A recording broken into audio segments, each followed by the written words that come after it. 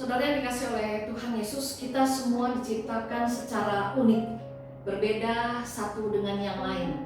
Dan di dalam keunikan kita masing-masing, yang Allah berikan kepada kita masing-masing, Tuhan mau kita tetap menjadi saluran cinta kasih-Nya, menjadi saksinya yang hidup dalam kehidupan ini.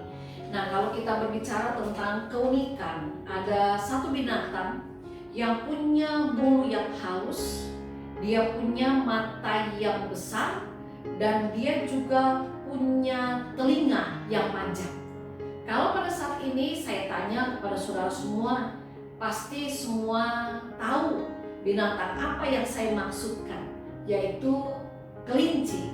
Nah, saudara, kalau kita berbicara tentang keunikan dari kelinci, yaitu yang terletak di telinganya, maka kita bisa melihat bahwa ada keunikan memang di telinga kelinci, yaitu telinga kelinci itu bentuknya panjang.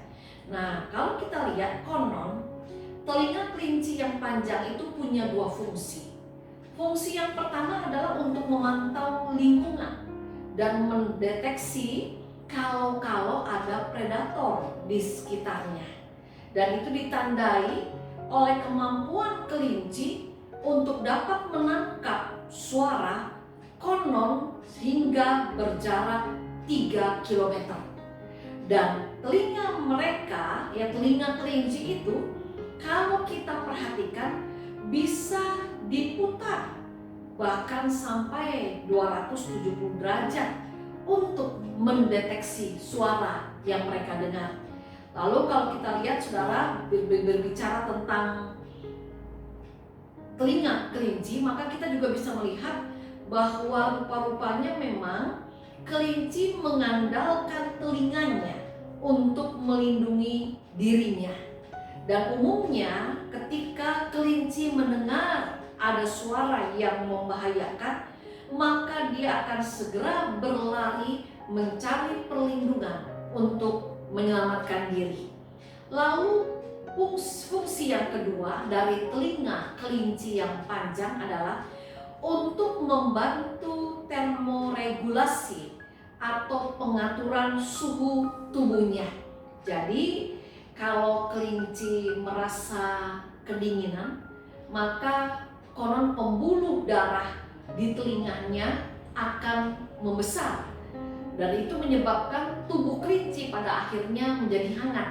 Dan sebaliknya, kalau kelinci merasa kepanasan, maka pembuluh darah di telinganya akan mengecil. Nah saudara, kalau kita lihat dalam kehidupan kita, bukan hanya kelinci, tapi saya dan saudara pun diciptakan dengan telinga. Walaupun telinga saya dan saudara tidak sama dengan telinga kelinci secara bentukan, tetapi baik kelinci maupun kita diberi dua telinga. Nah saudara, kalau kita lihat pada saat ini, kita coba renungkan sejenak, kenapa Allah memberi kepada saya dua telinga? Kenapa Allah memberi saudara dua telinga? Yaitu agar saudara dan saya bisa dan mau lebih banyak mendengarkan daripada berbicara. Dan di dalam kita pada saat ini, kalau kita lihat dalam kebenaran firman Allah pada saat ini, saya pun akan mengajak saudara membuka firman Tuhan dari kitab Matius pasal yang ke-13, ayatnya yang ketiga sampai dengan ayat yang ke-9, yang berbicara terkait dengan telinga, ya, yang demikian firman Tuhan. Dan ia mengucapkan banyak hal dalam perumpamaan kepada mereka, katanya, adalah seorang penabur keluar untuk menabur. Pada waktu ia menabur, sebagian benih itu jatuh di pinggir jalan. Lalu datanglah burung dan memakannya sampai habis. Sebagian jatuh di tanah yang berbatu-batu, yang tidak banyak tanahnya. Lalu benih itu pun segera tumbuh karena tanahnya tipis. Tetapi sesudah matahari terbit, layulah ia dan menjadi kering karena tidak berakar. Sebagian lagi jatuh di tengah semak duri, lalu makin besarlah semak itu dan menghimpitnya sampai mati.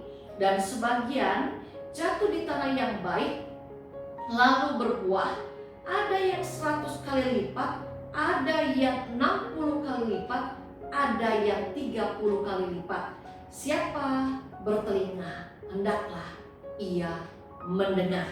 Jadi melalui kebenaran firman Allah pada saat ini, kita diingatkan kembali dalam konteks kitab Matius yang kita baca pada saat ini, yaitu kita diingatkan untuk mau mendengar apa yang Allah katakan, apa yang Allah sampaikan kepada kita sebagai anak-anaknya. Saudara, kalau kita lihat pada saat ini di dalam konteks Matius 13 yang kita baca tadi, maka kita bisa melihat bahwa Tuhan Yesus berbicara tentang firman Tuhan yang diumpamakan sebagai benih, dan manusia yang mendengarkan firman Tuhan itu diumpamakan sebagai tanah. Nah, kalau pada saat ini kalau kita lihat ada 4 sikap yang digambarkan dalam perumpamaan kita tadi. Ada yang seperti tanah yang berbatu-batu, ada yang seperti tanah yang ada di pinggir jalan, ada yang seperti tanah yang pada akhirnya ditumbuhi banyak semak-semak. Ada orang yang antusias, ya, yang pada waktu mendengar firman Allah tapi tidak berakar dalam hatinya, jadi hanya bertahan sebentar. Ada orang yang ketika mendengar firman Allah menganggap firman Allah itu sebagai sesuatu yang tidak perlu untuk diingat apalagi dilakukan. Ada orang yang mendengar firman Allah yang mau mengerti, tapi mau mengerti saja, tapi dia tidak mau melakukan. Tapi ada yang mendengar firman Allah, membaca firman Allah, dia mau mengerti dan menerimanya dalam hati sehingga dia berbuah berlipat-lipat. Nah, melalui Matius dalam bacaan kita pada saat ini, kita diingatkan kembali bahwa sudah sepatutnya lah kita memakai telinga kita sesuai dengan maksud dan rencana Sang Pencipta kita, yaitu apa? Siapa bertelinga hendaklah ia mendengar. Pada saat ini saya, saudara, kita semua diingatkan pada waktu kita mendengarkan firman Allah, marilah kita mendengarkan untuk mau juga memahaminya, untuk juga mau menerimanya dalam hati, dan untuk juga mau mewujudkannya dalam hidup sehari-hari.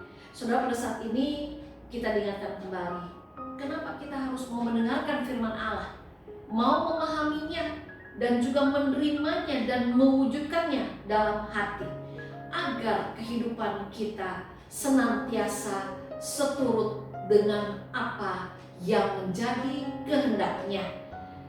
Saudara yang Tuhan sayangi, semogalah telinga yang Allah berikan kepada kita dapat kita pakai seturut dengan kehendaknya, yaitu untuk kita pakai untuk mendengarkan suaranya, untuk memahami maksudnya dan mengikuti jalannya, agar dengan demikian kita dapat menjadi anak-anak Allah yang berbuah berlipat-lipat seperti yang Allah mau. Saudara, pada saat ini kita diingatkan, marilah kita jangan lupa Allah memberi 2 telinga kepada kita masing-masing, supaya benar-benar kita mau mendengarkan firman Allah dan menghidupi hidup kita sesuai dengan kebenaran firman Allah. Biarlah kiranya Allah sendiri yang akan menolong saya dan saudara, supaya kita punya telinga yang mau mendengarkan suara Sang Pemberi telinga. Agar apa? Agar gambar Allah senantiasa nyata dalam kehidupan kita masing-masing. Tuhan yang memberkati saudara, Tuhan yang menolong saudara, dan biarlah Tuhan yang menyertai saudara. Amin. Kita berdoa. Bapa yang ada di surga, biarlah Tuhan yang tolong kami agar kami dapat mempergunakan telinga yang Kau berikan kepada kami sesuai dengan maksud dan kehendak-Mu. Berikanlah kepada kami telinga yang mau mendengarkan firman-Mu, yang mau kami sendengkan untuk kami dapat memahami kehendak-Mu bagi kehidupan kami. Dan di dalam nama Tuhan Yesus, Pemberi kehidupan kami berdoa. Amin.